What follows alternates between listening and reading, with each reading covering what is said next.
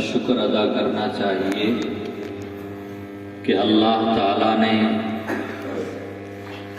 ان بنجر علاقوں میں، صحرائی بستیوں میں، دور دراز ڈھانیوں میں رہنے والے لوگوں کے لیے اس طرح کے بہترین اپنے گھروں کا انتظام فرمایا۔ ہم لوگوں کی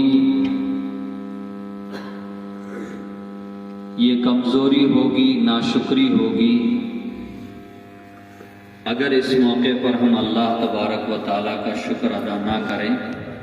بستی میں جس فیملی کے ذریعے اللہ تعالیٰ نے یہ گھر تعمیر کروایا ہے، ہم ان کا بھی شکر ادا کرتا ہوں۔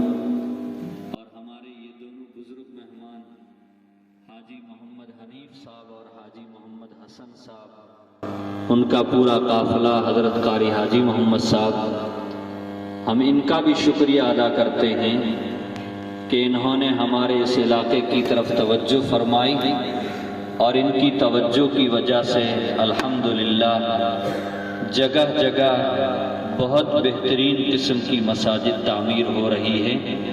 اللہ تعالیٰ سب کی محنتوں کو، کاوشوں کو قبول فرمائے۔ آپ حضرات نے بھی، یہاں کے لوگ جب آپ کے پاس پہنچے ہیں تو آپ نے بھی دل کھول کر کے تعاون کیا ہوگا۔ اللہ تعالیٰ آپ کے اس تعاون کو بھی بے انتہا قبول فرمائے۔ یقیناً یہ گھڑی ہمارے لیے بڑی خوشی کی ہے اور مسرت کی ہے، لیکن اللہ نے خوشی اور مسرت میں ہمیں بے لگام نہیں چھوڑا ہے۔ خوشی اور مسرت کے ساتھ میں ہمیں اللہ کو خوب یاد کرنا اور اللہ کا خوب شکر ادا کرنا چاہیے۔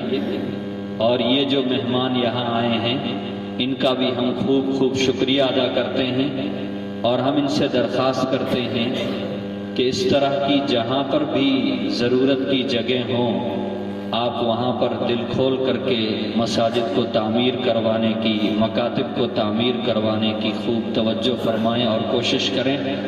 اور ہماری ذمہ داری بنتی ہے بستی والوں کی، علاقے والوں کی، جس جگہ مسجد تعمیر ہو جائے، مسجد کے جو اعمال ہیں، جو عبادتیں ہیں، جو کام وہاں انجام دیے جانے چاہیے، ان اعمال کے ذریعے ہم ان مساجد کو آباد رکھنے کی ضرورت۔